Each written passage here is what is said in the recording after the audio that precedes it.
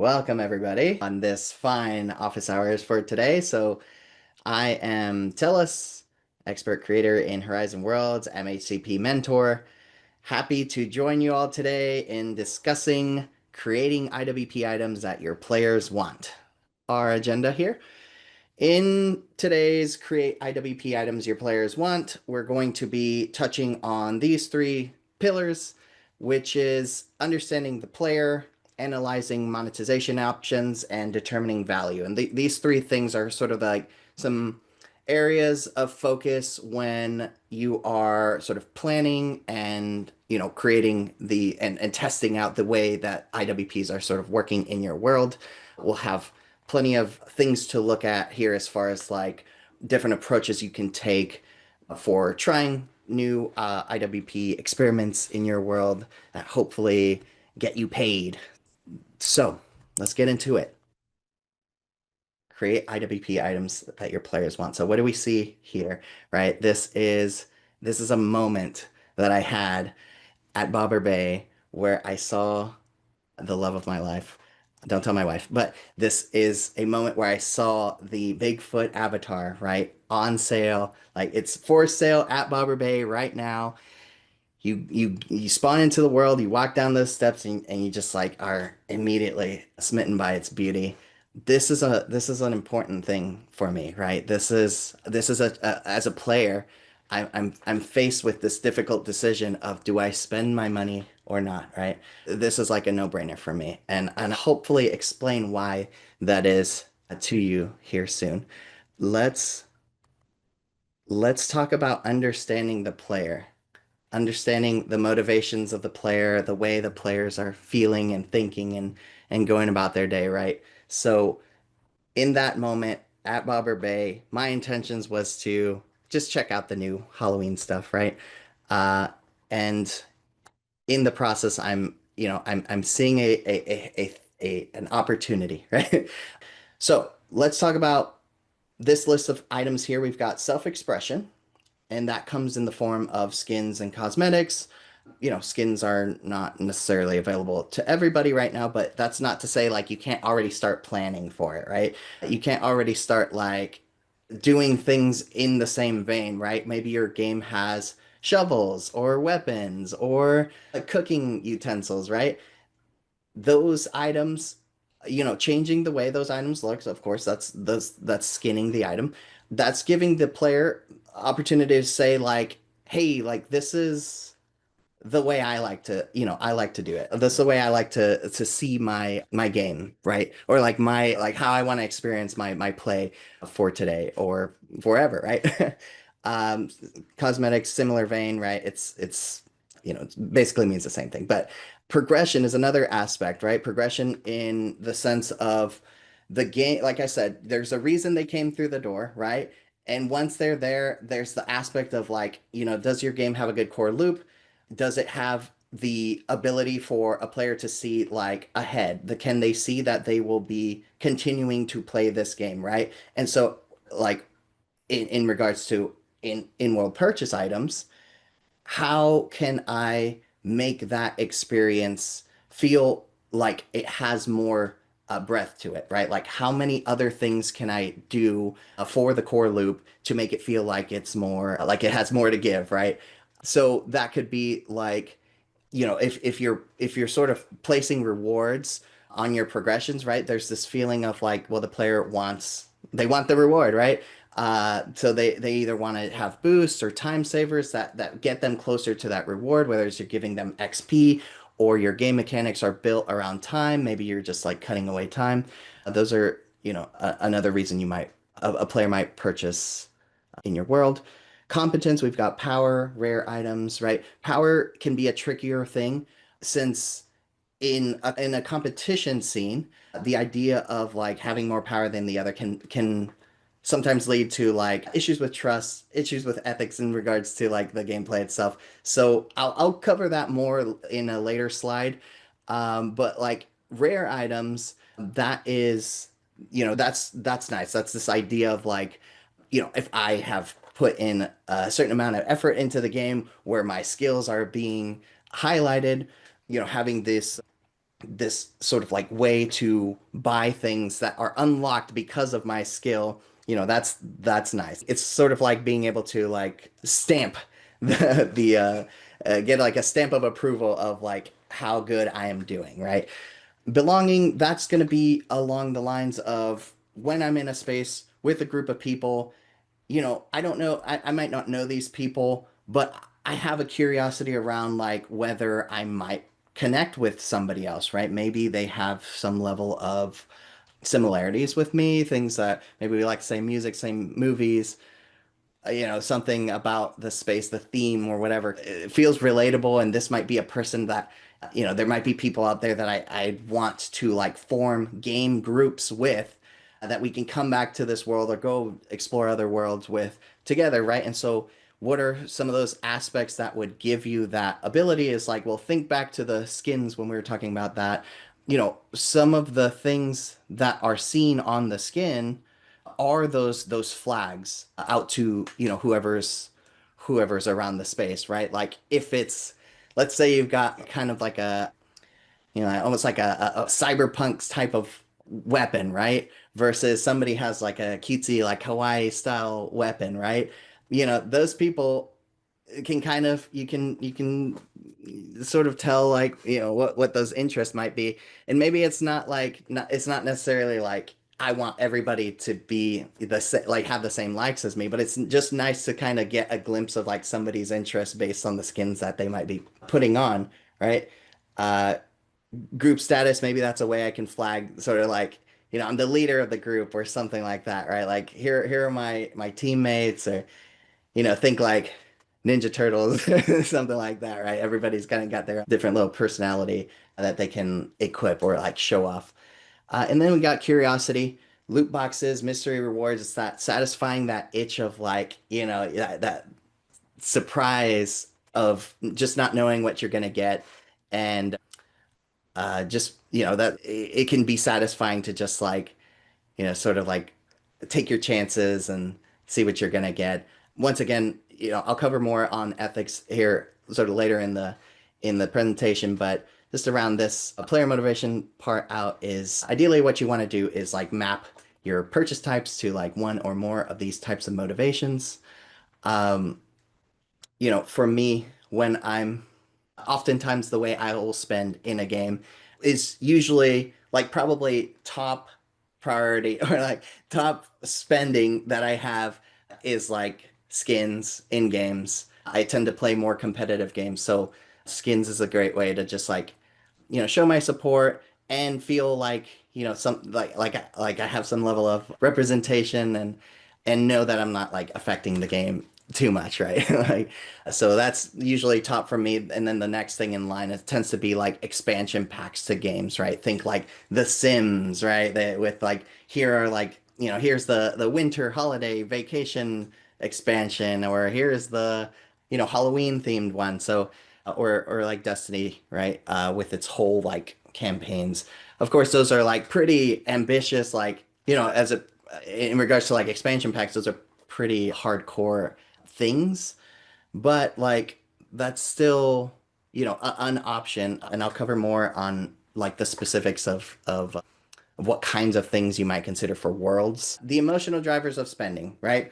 These, this is like, take into account like how the players feel when they're looking at these items, and what you might want to lean on or lean away from, right? So FOMO, right? Fear of missing out. That idea of like, if I see all my friends have it and I want it too. So, I might be more inclined to spend in those situations. It is fear-based though, so we want to like, walk a fine line there. We want to make sure that there's like equal opportunity for earning, and people's time is a currency as well. So it's important to just be mindful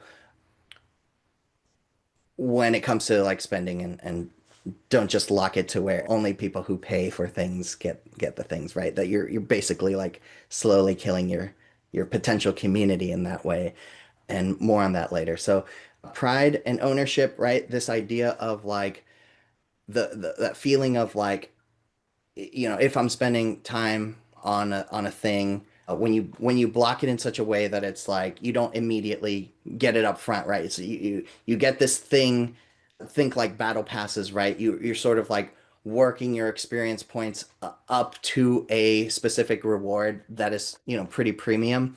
Think nice skins or, full on unlocks of areas in your world, right? Like things like that are nice to like sort of have like if you're barring your content through like a paywall, that there is, you can leverage this feeling of like I earned this by making sure that there is sort of this like trek towards the thing. Uh, Not too crazy, right? Because if somebody spent their money on it, you can determine based on the context of your specific world whether that it makes sense to like how much of a challenge the person actually needs before they actually receive their rewards. But Fortnite does this with like battle pass, right? You buy a battle pass and you can work all your way through the battle pass, but at the end of the season they just give you the stuff that you paid for technically. So kind of a nice balance of the two. More on ownership, this feeling of like making your players come into your world and making this experience feel like it's truly theirs is like a really important detail, for getting somebody to like think about things as like improvement for themselves, right? I'll give you a little bit of like history from me. Like I've been spending some money on some games for a really long time, right? Since I was very, very young. I think back to some of like the earliest spending I did with like allowance money was like building out my room in Habbo Hotel, right? This is way back in the day, right? But that idea of like, well, this is my hotel room and this is my furniture and I'm putting my furniture in my hotel room, where I'm gonna host my parties or games or whatever.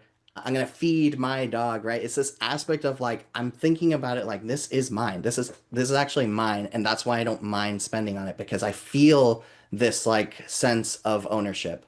So be thinking about how your core loops in your game, your gameplay loops, the environment in your world, like how is it leaning, like how is it making players feel like it's like truly theirs and worth investing in.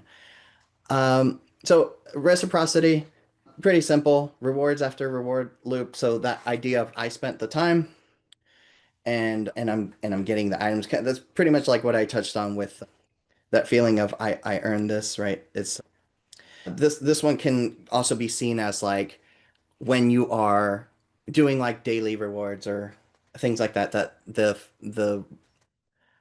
uh the thing that you actually get out of your time investment is premium, right? Um yeah, and so yeah, so that's like I said, I basically covered it with the pride. I think I just like jumped ahead a point, but it's okay. Surprise and delight. This part's nice. This part, this is that sort of back to that concept of like mystery rewards. Think of, moments in your games where there you could have easily just given the player an item, but if you think about how you can sort of, you know put it in such a way that is like something that can sort of be revealed to you almost as a gift, something that you are unboxing or like you just weren't expecting it, right? That surprise and delight is just one of those aspects of games that makes the game stand out, makes it feel worth your while, is when it's almost like that feeling of like you're kind of like learning something new, right? So if you think about like purchases that you can make for like random items, like items that have a chance at giving you like one of many items, that feeling of like sort of like trying to get the one that you want is can be really fun, especially if it's like sort of like obscured. There's also like as it pertains to surprise, when you're doing your sort of marketing for like your in-world purchase items, you don't have to you don't have to show the whole thing on your trailers and your marketing material, right? You can have these sort of like ominous like ooh cliffhanger moments during your trailers too as a way to like tease the fact that there is something worth being surprised about so that like as I mentioned earlier those like external factors that bring people into the world, that's when you can leverage something like that as well. So rounding it out here, limited time events increase urgency in regards to FOMO, but reward satisfaction, keep it positive, right? So make sure we'll talk more on like perceived value here soon so that we can like really understand what it means to have a satisfying reward. Okay, so let's talk player journey. This is like how the different sort of times in the as the player is playing your game, like what they're feeling, what they're, how they might be, how you could tap into like certain aspects of their, thought process at any given point, uh, what that looks like on a timeline, right? So we've got your early stage, your mid stage, your late stage. And so early stage, you've got your, you think about how your players sort of like needing your, a tutorial for learning your systems in your games. They're interested in clicking into things, seeing how things work. They're poking the buttons, standing on tables, whatever thing they're trying stuff, right? And so in those moments, that's when you can think about giving them these sort of like guidance in regards to what might be important from like a purchasing standpoint, right? So if your game has a time boosters or things that, a sort of currency that lets them buy things that lets them show off, right? Like that's those moments where you can kind of like it's almost like a tutorial of like how do you spend money in this space too, right? It's like it's not just like how do you play the game, but it's like what also makes you feel, cooler, what makes you feel like something like really like you own it and that thing is like can have like that's going to be my game of like trying to like progress this thing on further. That's those early stages, right? Mid stages, we're talking about like, they get it. They get how the game works. They're looking to like get badges, right? Like mastery. You think about it from the sense of like, I just need my like seal of approval for this zone is complete. Um, or I know I see some consistent crowds, right? Like I come in this game at this time of day and I see these groups kind of around in these areas and I see they got something on that's cool, that's new, that's different. That moment there of like sort of like just like kind of sprucing up the player's experience of like feeling that like middle point where they're their heads down in wanting to progress, but they also need just that freshness and change. In regards to customization, it's that option, right? It's like maybe on Wednesdays we were pink, right? As I put on my pink shovel, and I go out there. Holidays coming up, I want to pull out my Halloween shovel, right? So yeah, thinking about how you can just freshen up that middle stage is ideal. And then late stage, that's going to be like you have achieved quite a bit of the game. You have seen content come and go, right? So it's that feeling of like, well, how do I have things that sort of persist with me and make me feel like I'm a veteran, right? That's this idea of like, you know, can I get more achievements, right? Can I get like an expansion pack that lets me get more 100% achievements on my quest board? Or, I got the anniversary item, right? So that next year, when it's anniversary time, I can put on the anniversary items. I don't know why I reached in my head. Like, I guess there's like, what would I be wearing up there? Like a name tag? I don't know. But, things like that idea of just like feeling like I've been around the block and I want to be recognized for that. And also like you tend to see this player behavior too, especially in Horizon Worlds, is like those late game players, that aspect of being able to like show off that they're a veteran is like a way that they kind of like show up in front of a new player and have the credentials for like, hey, if I'm trying to help you, like you'll trust me more because you'll see my prestige level, if you will. So you see my like whatever things I've got on me floating around me, it'll look visually interesting to you, and therefore like you're more likely to like hear some advice of like, oh, well, if you play it this way, you might, you know, have a better chance of getting these rewards, or, just whatever sort of like game tips are there.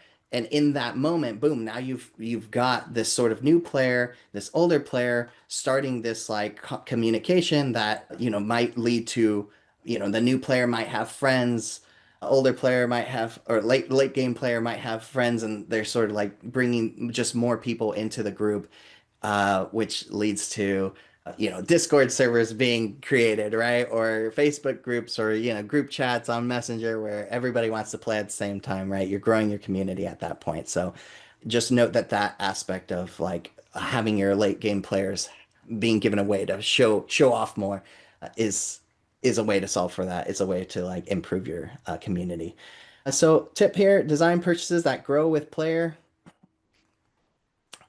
and don't front load all the content too early, right? Think about the timeline that exists. So, moving on. Okay, psychology of small purchases. So, this is going to be thinking about, if we'll go into more details of like the higher cost items and their comparison to smaller purchases and soon here in a few slides. But this idea of like the low cost option, it's quite straightforward, right? It's like this idea of like I wrote, 99 cents or $1.99, this in the sense of like, whatever that equates to in meta credits. But it's like making it to where it's like just a low entry thing and meaningful. And so let me explain how you determine its meaning here, right? So as far as like the whether you can get them to buy it or not, right? It's this idea of like, hey, if you have a dollar, or somebody bought you it's probably more so the case that it's like either you got a card, like a gift card for the Quest store, or you have already sort of paid into the bigger amount. um and so like that's going to be the player that you're targeting with this, is like somebody already kind of spent some level of money to like have a, they got the meta credits in their pockets. That's what I'm trying to say. So when they got them in their pockets, what is that thing that make them like, fiddle with the credits in their pockets, like reaching for one, like, yeah, you know what, I actually don't mind, dropping this, because of like having low friction and low decision fatigue, and that you're like I said, it's a low number. And the thing that you will target with that pricing model is progress reinforcement, right? Progress reinforcement is that, being making sure that this low effort cost thing has a, like, it's relevant to the core loop, right? They are like a person who's not necessarily like ready to jump and spend money in your game. uh they still might be interested in like playing the game, right? They are playing the game at some level. So this idea of like having a thing that's like, well, sure, you're playing, but like, if you had, one more power up to get through a level, or it'll double your XP for the next 30 minutes or something along those lines, right? It's like this idea of like something pretty tiny that they can just kind of like turn on for a moment and get a taste of what it's like to live that premium life. That's what you want to think about, is like reinforcement of a progression on the core loop.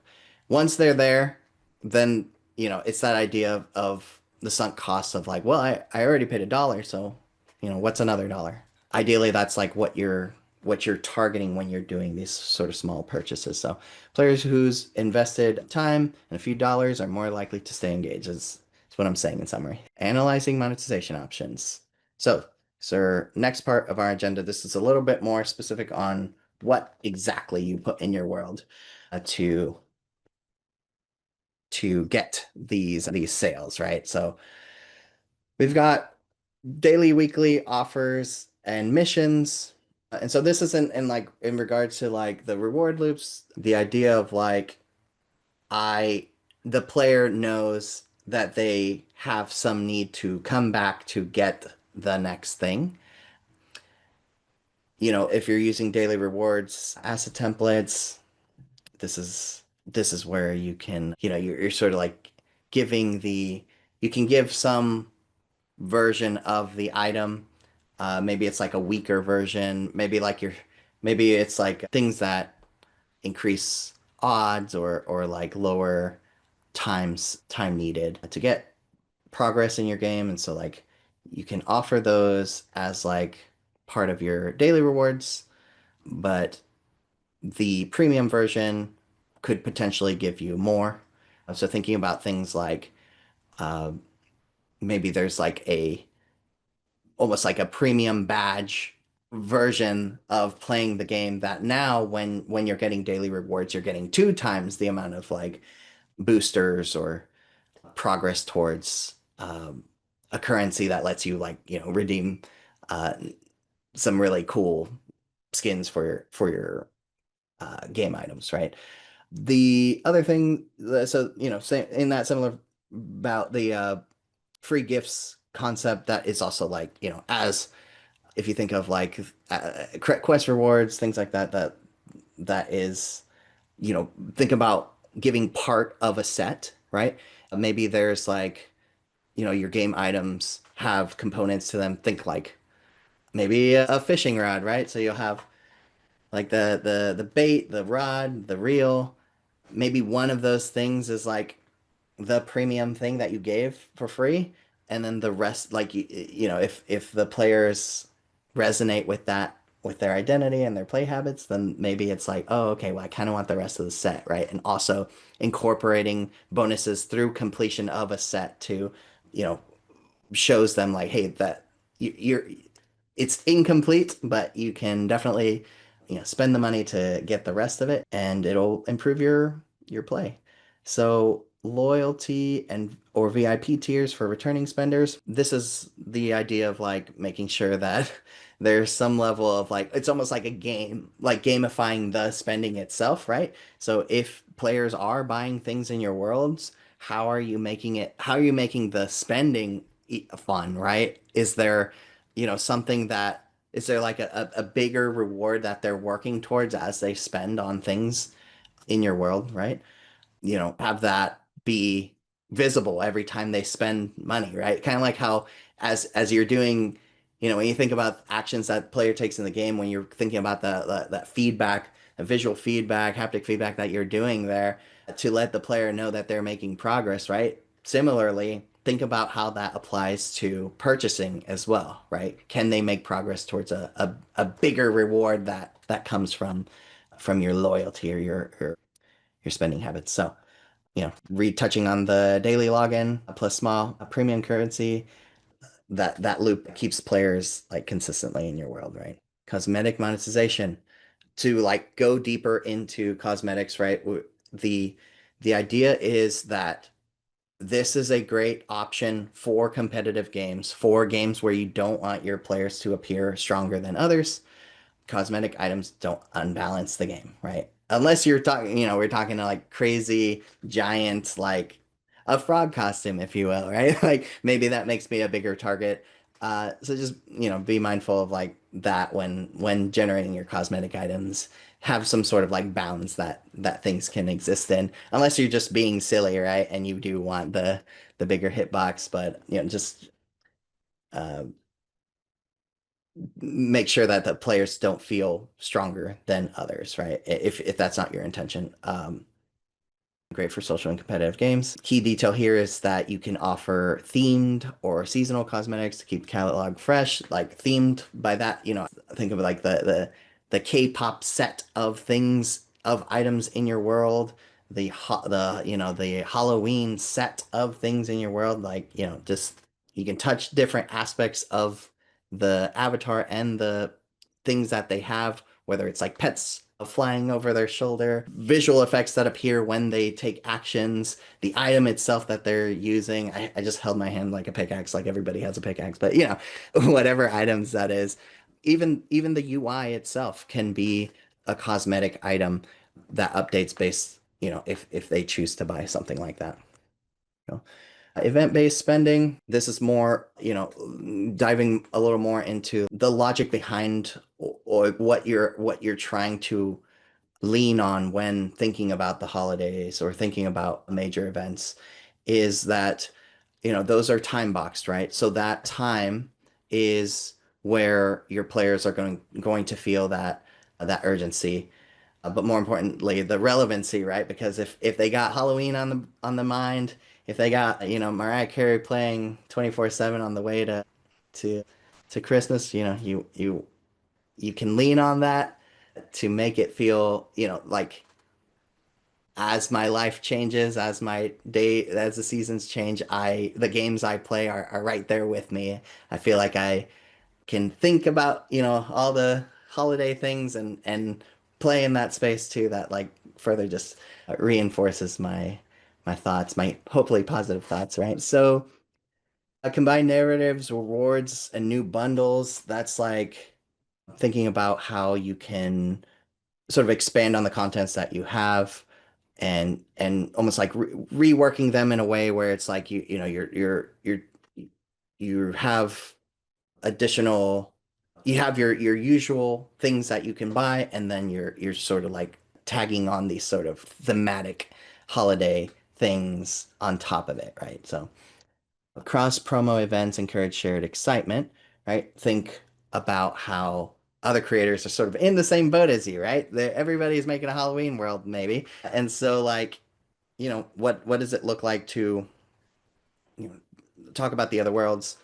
If they have more things, more spaces to go, especially if you are thinking about the how maybe these themed items as they cross over into other worlds, right? Maybe they start to adopt the theme of the other space and vice versa. It's like they're like the other creators' items might be interesting in my space too. And so it's just like sort of rising tides uh floats all boats, right? So that is what you can lean on as well. So holiday bundle, anniversary skin drives emotional connection. So determining value. We'll round out this final part of this conversation with value perception. We'll talk value perception, ethics, and how do you increase purchasing frequency. So for value perception, this is just talking about how you make sure that the differences between the items are very visible, very like you can approach it from like there's the here you see the banana, there you see the bunch of bananas, there you see the banana with the duct tape.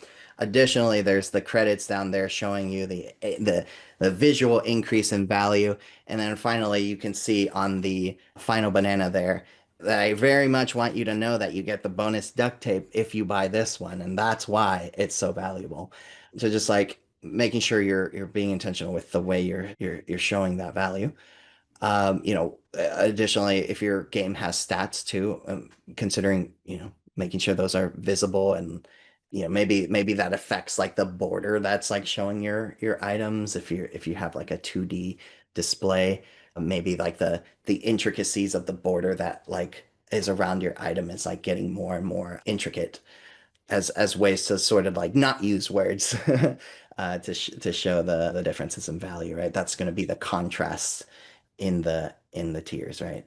As part of as far as like the good deal illusion goes, it's like maybe the duct tape doesn't appeal to you, but what is that? One, two, three, four, five bananas, you know, compared to like one for 300, that's a good deal, right? So because I see that now, that it, potentially leads to me wanting that bunch more than I want the individual because it's such a good deal. So using visual hierarchy, bigger packs look more rewarding. Once again, that's this concept of like I can clearly see that this bunch of bananas.